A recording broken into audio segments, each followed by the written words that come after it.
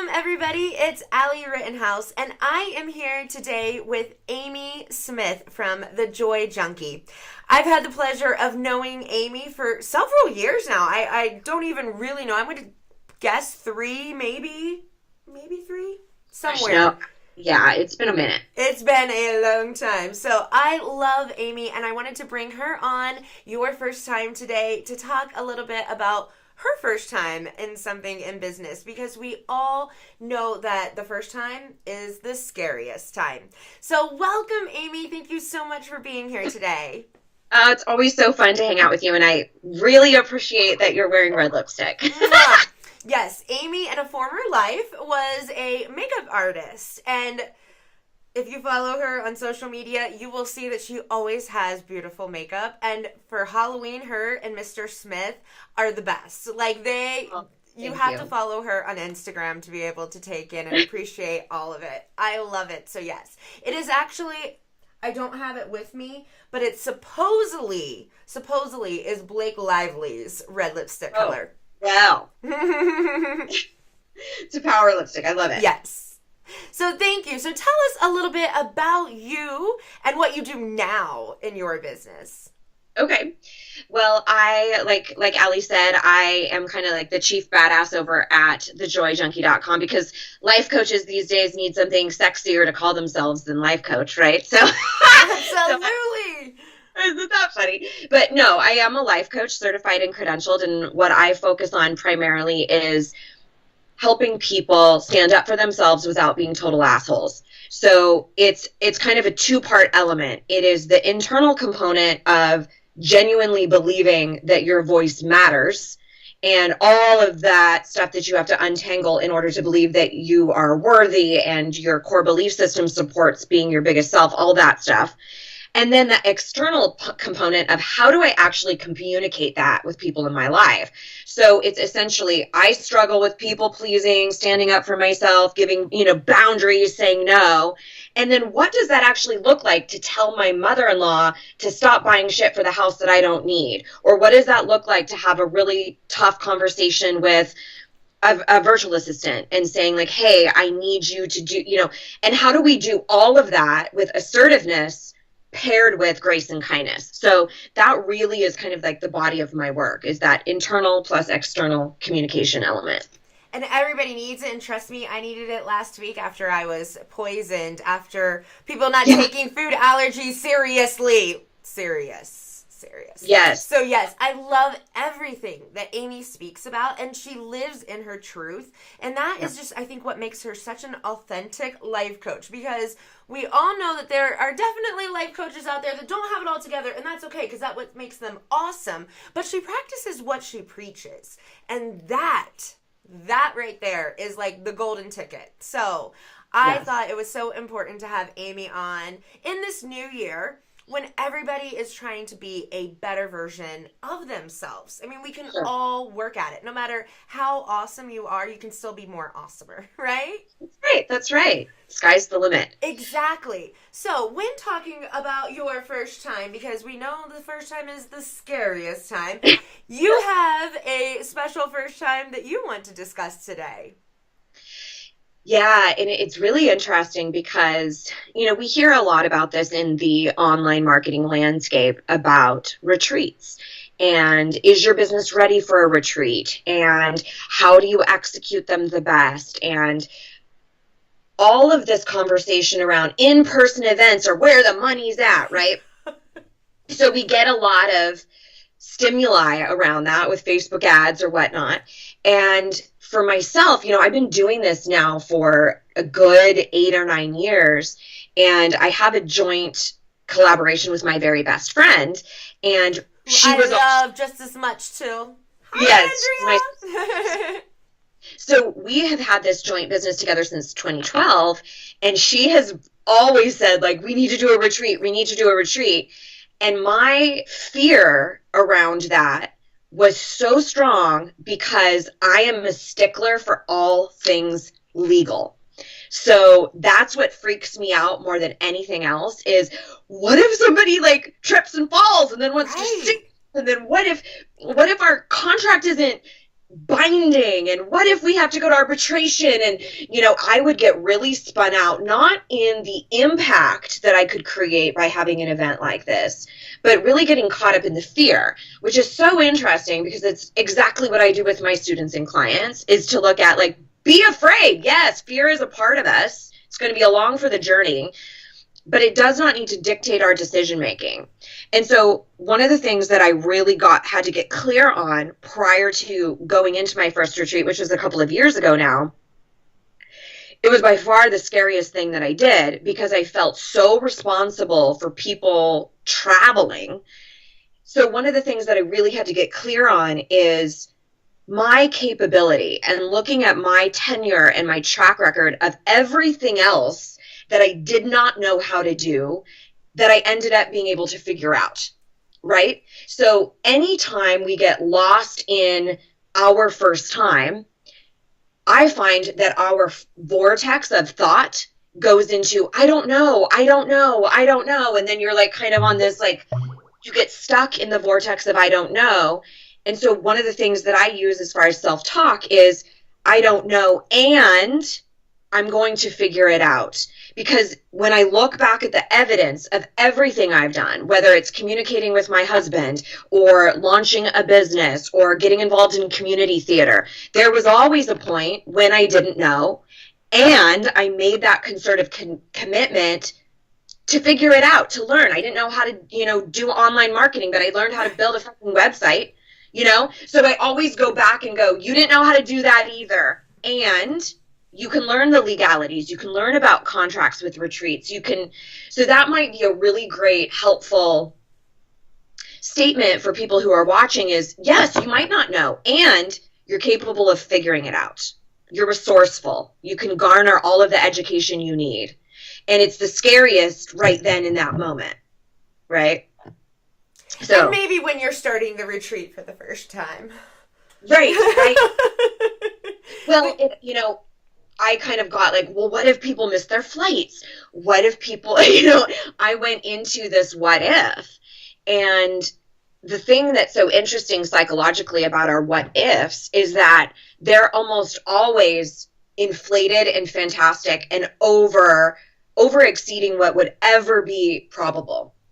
So I always like to say, if you're going to what if good instead of what if bad? Because if you're going to be a fortune teller, why not tell a good fortune? So I had to use that same tool set that I use for other situations in my own life. Like you said, it's important to walk your talk. Mm-hmm. That's exactly why I love you, because that's right there. That's what we mean. It's when you are in yourself and you can use the own tools that you would use with your client, that goes so far as to who you are as a businesswoman. That's right. Well, most of what I teach, I tell people, and I'm sure you do too, like, I've done it the hard way. I've been horrible to myself. I've been involved in self-loathing, consumed by fear. So let me tell you what works, because I've been through that, you know what I mean? So, but it doesn't mean you're ever done. It means that you've learned a new way to maintain, a new way of managing your internal conversation, your belief system, your what ifs, your fear responses. So it's not that you ever are invincible. It's just you approach things with a different perspective.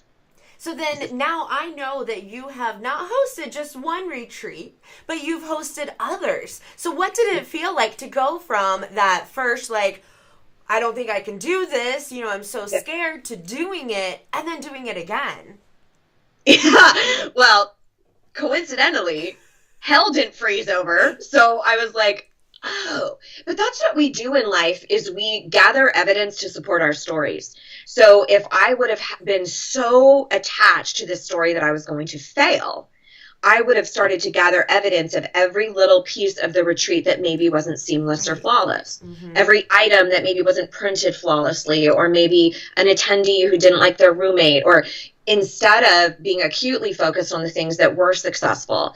So when I went into it, there definitely were things like, okay, here's what we're going to do differently next time.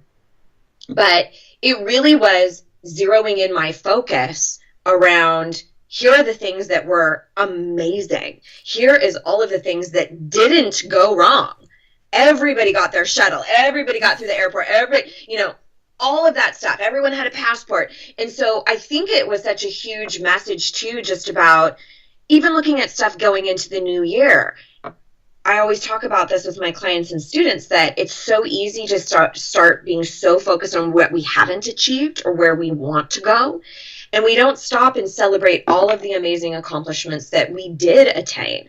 So the same is true going after something. Of course, you're going to know right when it's that first time, here's the tweaks we're going to make for next time.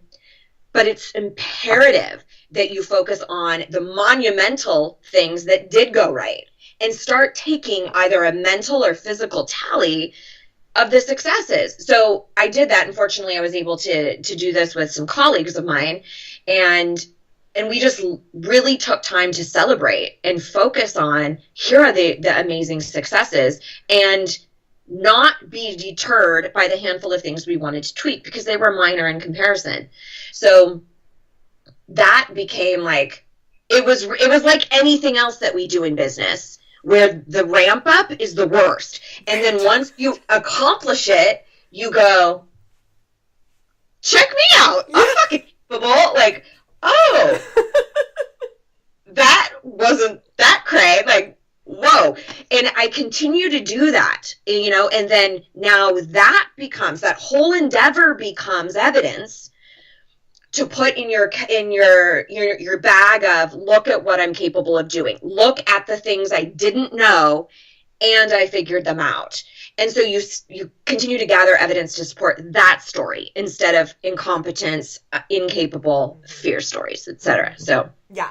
And some of the things that you mentioned were things that were completely out of your control, that your fears were. They weren't, things that ever were questioning what you were doing. They were outside, resources or experiences or situations that if they would have happened, you would have had no control over them either way. So, That's I right. think it's really telltaling in anything that you do in business that it's going to be scary. People with Facebook ads, it's like, oh, build your business. It's so easy. Just do this and put your mind to it, but your mind likes to F with you all the time. It's crazy AF. Like, it's not like, yeah, it is not your biggest cheerleader all the time. That's right. That's right. So you have to push through it, and you have to find the tools that will help you. And so speaking of the tools that will help you, what a great segue into what you have going on right now. Yes. So one of the biggest components that I talk about, again, kind of talking about that internal component, because we love the idea of confidence in your business or standing up for yourself or speaking up with your in-laws or whoever. But there's an internal narrative that's happening going, you better not say that. Don't rock the boat. You're being selfish. What an asshole you are. And so we have to battle that far more often than actually battling other people, right? That's our biggest beast. So that's one of the major things that I focus on. And I tend to call it our inner shit talker.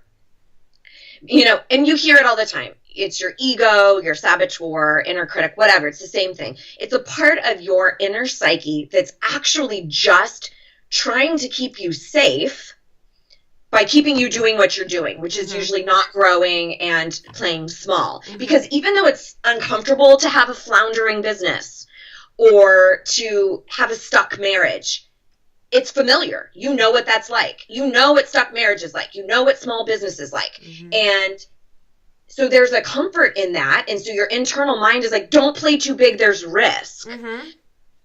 But the problem is without risk, there's no growth.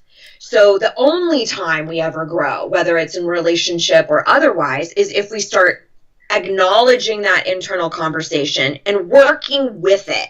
So just like I was talking about earlier, we don't eradicate it. It doesn't ever stop talking altogether. It's a way to manage that so that you go, I hear you. I understand that you are scared. Of course you are. There's risk. And you don't get to call the shots. So I have a signature workshop totally for free that I've been doing for a few years now. And it's how to silence your inner shit talker. And it's a collection. I know, right? Who doesn't need this? Seriously. Yeah. I mean, first of all, it's totally free. So it's like the worst thing that happens is you learn something. Right. But it's 4 major tools and concrete steps that you can take to start altering that conversation. And something that I've noticed that it's a little bit of a difference between what you do and I do is I deal so much with this abstract idea of thoughts and emotions. It's not, do this, your business will work. Use this system, this works well, right? This is, you need to get on top of the shit in your head. So it's not as easy as working out. You work out 3 times a week, or you eat this and you get this result. So it's hard to really solidify step by step. And I really do think that that's a strong suit that I have, is here's the practical implementation. Because if you're hanging out on Insta or Facebook, you get a barrage of commentary that's like, just think positive and be your best self. And it's like, I'll get right on that. Right? So I like to really crystallize things in a step-by-step format. So if you want to come hang out at the workshop, please be sure to block out the time, because this is not something you want to, like a podcast you want to listen to or do it while driving. You'll have a full comprehensive workbook. You'll have homework set in stone. You'll be conversing with a bunch of people from all over the world about the same shit. It is imperative that you treat this internal conversation as important as other things that you want to accomplish in your world. So I would love to have everybody, and we have a special little link that you can, I think you're going to put it in the notes. Yes, and actually it'll show up here if you're not on mobile. It'll show up so that you can click it directly, or it'll be below in the description. Perfect. So that's fantastic, and I would be most honored to have you. So depending on when you listen to this, when you click those little links, you'll be directed to some sort of delicious freebie if we're post-workshop. But I do have them multiple times a year on different topics. So chances are you're going to get loaded up with a bunch of free shit no matter what you do. And you're going to be a better person because of it. I can guarantee that. Even if it's just a better way of treating yourself, you know, if it's just learning how to be kinder and gentler and more confident in the person that you are. I know that's taken me several years to get there, and I will be signing up for it as well, because I might be a little passive aggressive. Maybe just a little, because I talk so much shit in my head about how I can't be this person because everybody expects me to be this person.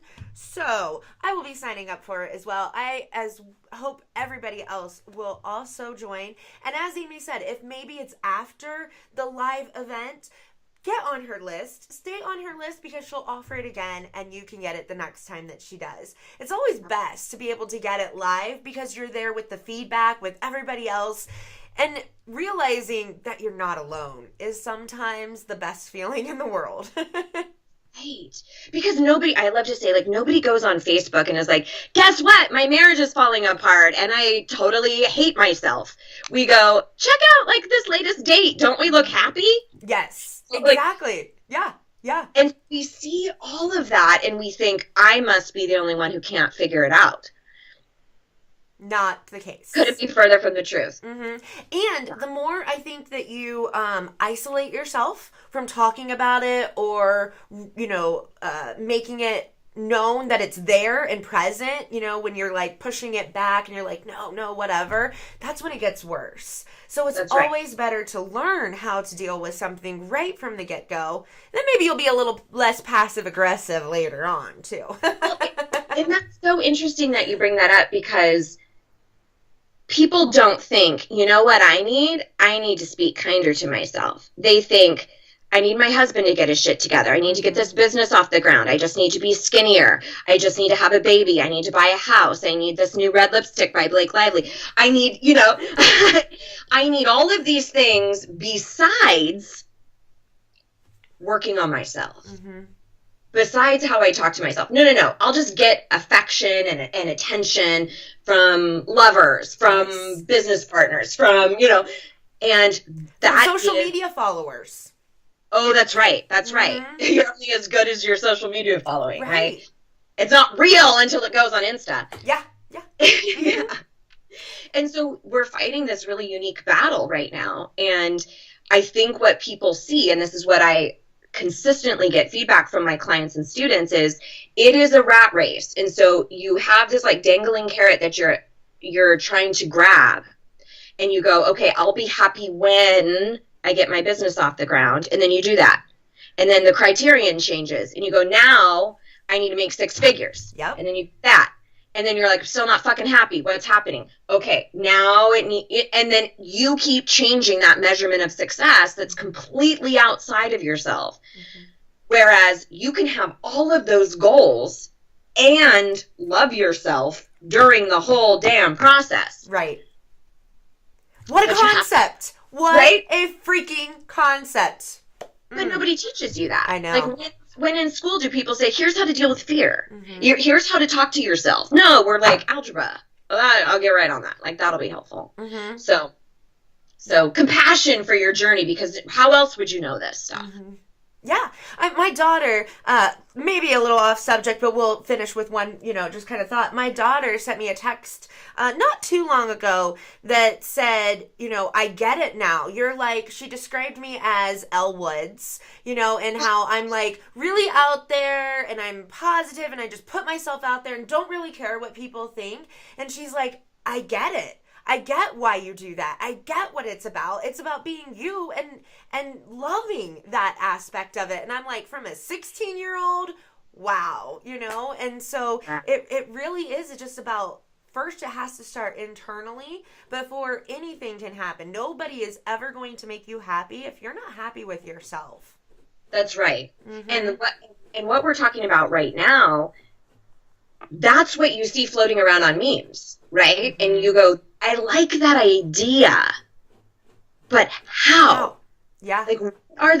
Like, okay, I'm on board. Yes, I want to have confidence. I want to like myself. I want to speak up, but where do I start? And so that's the breadth of my work, is what that really looks like. So I truly hope you come and hang out. I think it'll unlock a lot for you. And yeah.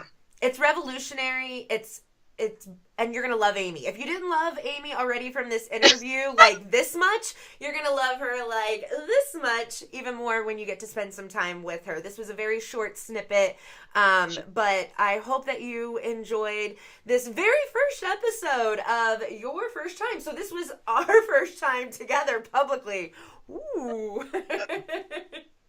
So, and I have to say, even just leading up to it in myself, I'm like, can I be doing this? Who am I to interview people? Whatever. And you just have to push through it, and you do it, and it feels so good once it's done.